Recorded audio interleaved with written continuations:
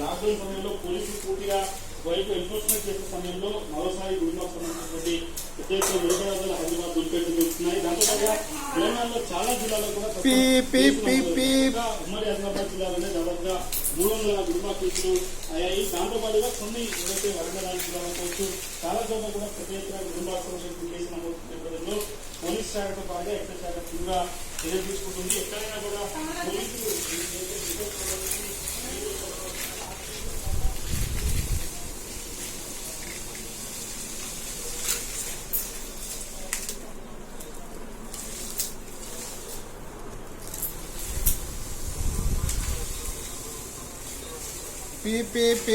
Akshay